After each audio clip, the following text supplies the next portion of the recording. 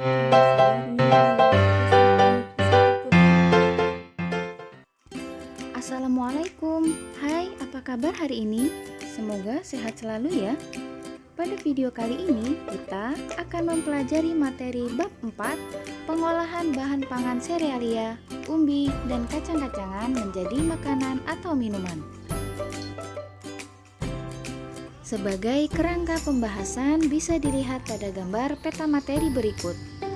Pada bab ini kita akan membahas tentang pengolahan dari bahan pangan serealia, umbi, dan kacang-kacangan menjadi makanan dan minuman. Makanan pokok adalah makanan yang menjadi gizi dasar. Makanan pokok biasanya tidak menyediakan keseluruhan nutrisi yang dibutuhkan tubuh. Oleh karenanya, biasanya makanan pokok dilengkapi dengan lauk pauk untuk mencukupkan kebutuhan nutrisi seseorang dan mencegah kekurangan gizi. Indonesia memiliki berbagai jenis tanaman pangan yang merupakan kebutuhan pokok. Tanaman pangan dibagi menjadi 3 kelompok, yaitu tanaman serealia, tanaman kacang-kacangan, dan tanaman umbi-umbian. Berikut diuraikan pengertian dari serealia. Serealia adalah jenis tumbuhan golongan tanaman padi-padian atau rumput-rumputan yang dibudidayakan untuk menghasilkan bulir-bulir berisi biji-bijian sebagai sumber karbohidrat atau pati. Serealia adalah tanaman semusim, yang berarti satu kali tanam, satu kali panen, dan tumbuh baik di daerah beriklim sedang. Adapun kandungan gizi serealia yaitu kaya karbohidrat, cukup protein, sangat rendah kandungan lemak, kaya serat, kaya vitamin yaitu vitamin E dan B kompleks, dan mineral seperti besi, magnesium, dan seng. Itulah kandungan gizi pada serealia. 2. Kacang-kacangan, yaitu biji berukuran lebih besar dibandingkan serealia yang digunakan untuk bahan pangan manusia dan hewan ternak. Adapun kandungan gizi kacang-kacangan yaitu sebagai sumber energi, sumber protein, karbohidrat kompleks, folat, dan besi atau vitamin. 3. Umbi. Umbi adalah organ tumbuhan yang mengalami perubahan ukuran dan bentuk atau pembengkakan sebagai akibat perubahan fungsinya. Umbi-umbian digunakan sebagai sumber bahan makanan pokok karena mempunyai kandungan karbohidrat dalam bentuk pati yang tinggi dan kandungan serat yang tinggi. Kita lanjutkan ke jenis serealia dan manfaatnya. Yang pertama, beras. Beras mengandung karbohidrat yang kaya akan zat gula atau glukosa. Adapun macam-macam beras yaitu beras putih, beras merah, beras hitam, ketan atau beras ketan, dan ketan hitam.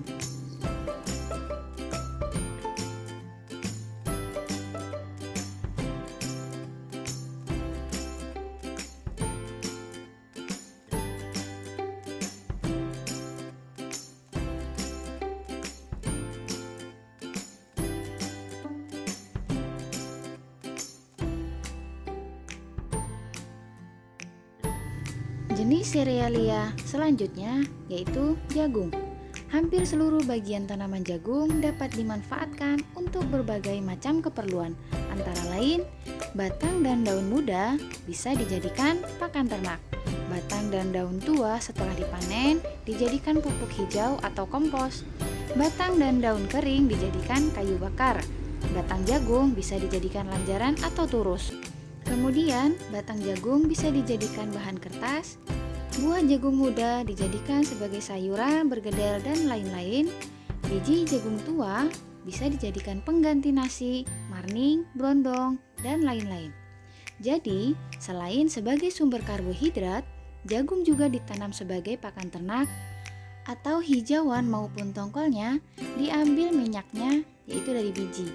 Dibuat tepung dari biji juga dikenal dengan istilah tepung jagung atau maizena, dan bahu baku industri dari tepung biji dan tepung tongkolnya.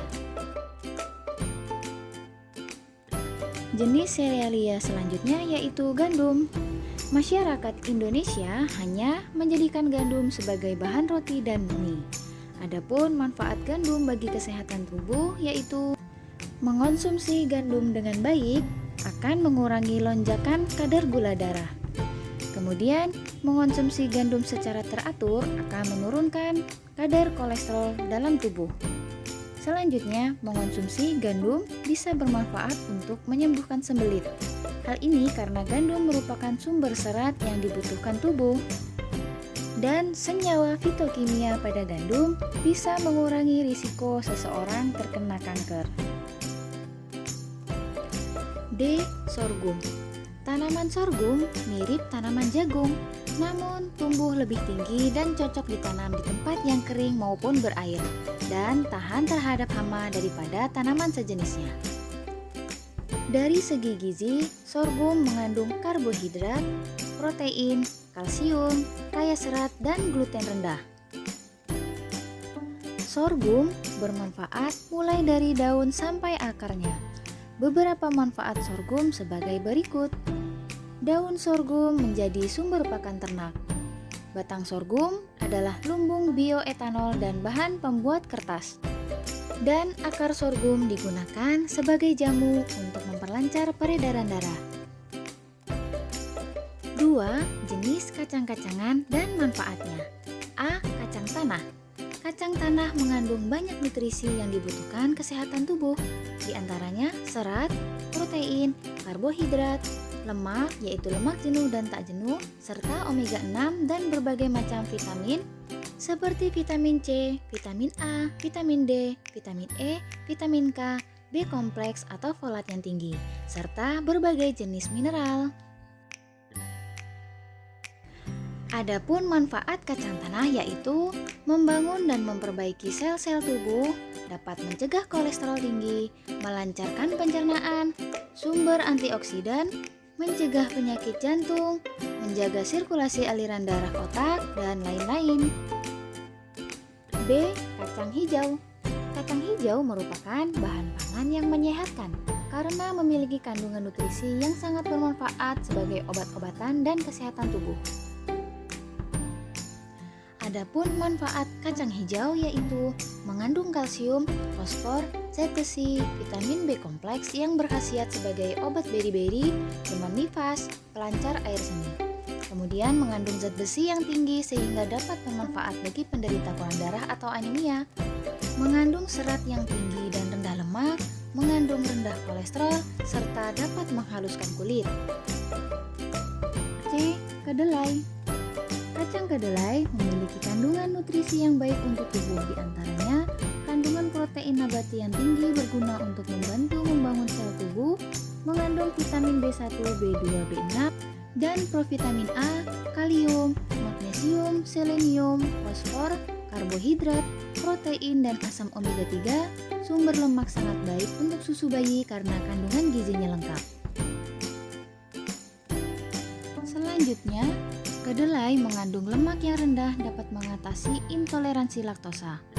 Mengandung minyak tumbuh-tumbuhan non-kolesterol, mengandung lecitin yang bermanfaat untuk menjaga kolesterol tubuh, metabolisme tubuh, mengandung senyawa isoflavon atau antioksidan dan serat pangan yang dapat membantu memperbaiki resistensi insulin dan menjaga kestabilan kadar gula darah.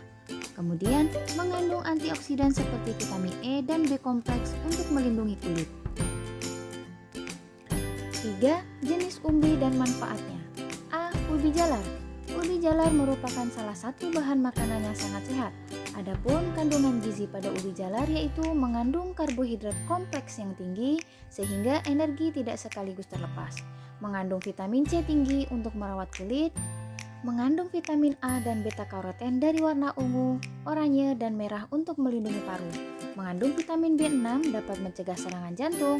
Mengandung kalium untuk menstabilkan tekanan darah, dan kaya serat, zat besi, folat, tembaga, dan mangan. B. Singkong atau ubi kayu. Singkong mengandung karbohidrat, kalori, protein, lemak, hidrat arang, kalsium, fosfor, zat besi, vitamin B dan C dan amilum. Adapun manfaat ubi singkong yaitu dapat melancarkan pencernaan, obat luka bernanah dan terbakar, obat panas dalam, dan diet rendah kalori. Jenis umbi selanjutnya talas. Adapun kandungan gizi pada talas yaitu karbohidrat yang tinggi, rendah lemak, mengandung protein, mengandung vitamin C, vitamin E, vitamin B6 dan beta karoten, dan juga mengandung serat. Manfaat talas untuk kesehatan yaitu kandungan seratnya dapat melancarkan pencernaan, kemudian menjaga kolesterol darah tetap rendah, memperkuat pertahanan tubuh, menjaga kesehatan mata, kulit, dan meningkatkan fertilitas.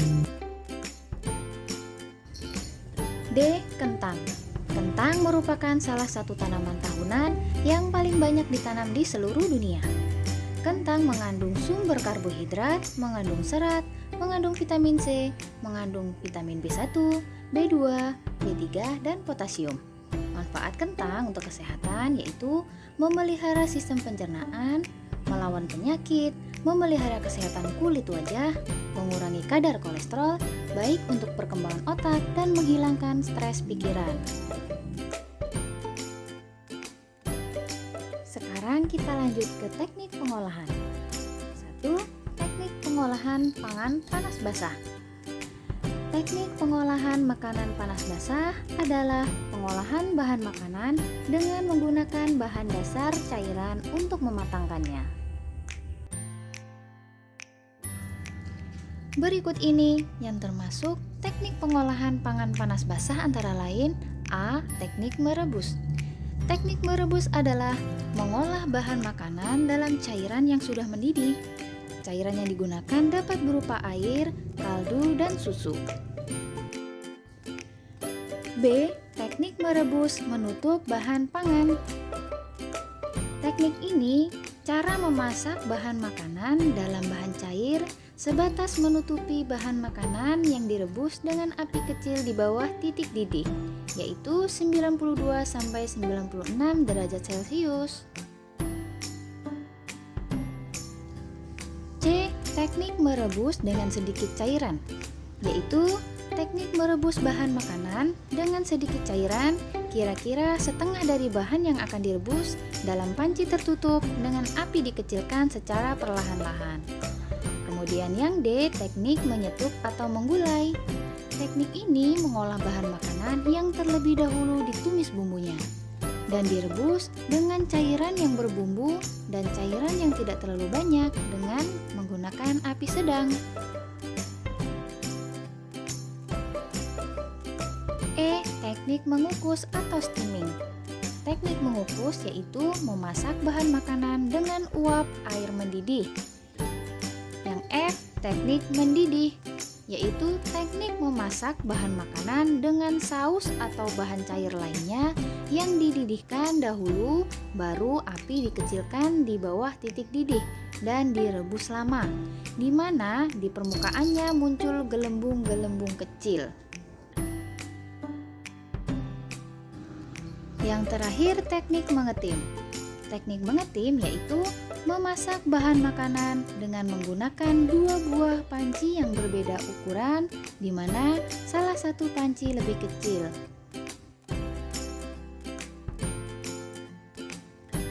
Kita lanjut ke teknik pengolahan pangan panas kering atau dry heat cooking.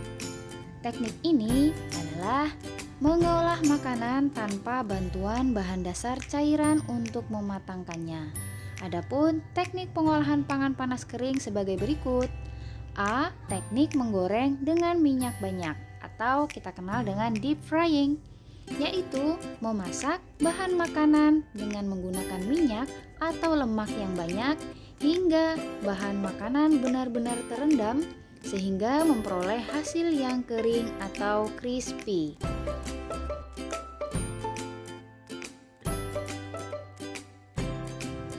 Kemudian B. Teknik menggoreng dengan minyak sedikit, yaitu mengolah bahan makanan atau proses menggoreng yang dilakukan dengan cepat dalam minyak goreng yang sedikit pada wajan datar. Kemudian yang C, teknik menumis, yaitu teknik memasak dengan menggunakan sedikit minyak olahan dan bahan makanan yang telah dipotong kecil atau diiris tipis, yang dikerjakan dalam waktu sebentar dan cepat, diaduk-aduk serta ditambah sedikit cairan sehingga sedikit berkuah atau basah. Itulah yang namanya teknik menumis. D. Teknik memanggang atau baking. Memanggang atau baking adalah pengolahan bahan makanan di dalam oven dengan panas dari segala arah tanpa menggunakan minyak atau air. Baking memiliki beberapa metode, di antaranya yaitu memanggang kering, memanggang dalam oven menambah kelembapan, dan memanggang dalam oven dengan menggunakan 2 wadah. Adapun teknik yang terakhir adalah teknik membakar atau grilling. Grilling adalah teknik mengolah makanan di atas lempengan besi panas atau di atas pan dadar atau teflon yang diletakkan di atas perapian langsung. Kemudian kita lanjut ke tahapan dan pengolahan. Tahapan pertama yaitu ada perencanaan. Di dalam perencanaan di sini kita identifikasi kebutuhan terlebih dahulu, yaitu menganalisis kebutuhan pengolahan pangan berdasarkan kondisi.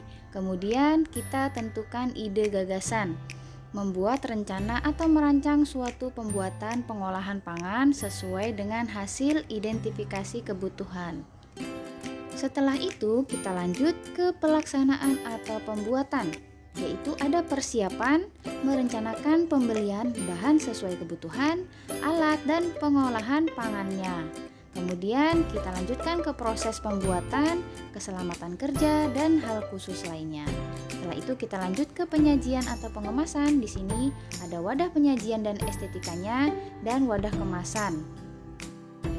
Dan tahapan terakhir yaitu evaluasi. Di dalam evaluasi ini kita merasakan hasil atau produk pengolahan pangan. Kemudian mengevaluasi seluruh proses atau setiap tahapan pembuatan pengolahan sebagai bahan perbaikan. Jadi kesimpulannya, pada tahapan dan pengolahan pangan ada 4 yang harus kita perhatikan. Yang pertama perencanaan, kedua pelaksanaan atau pembuatan, ketiga penyajian atau pengemasan, dan yang terakhir evaluasi. Penyajian atau pengemasan. Penyajian makanan merupakan suatu cara untuk menyuguhkan makanan kepada orang untuk disantap yang telah disusun secara menarik berdasarkan komposisi warna, tekstur atau bentuk, rasa, bau, dan alat kemasan sajian makanan.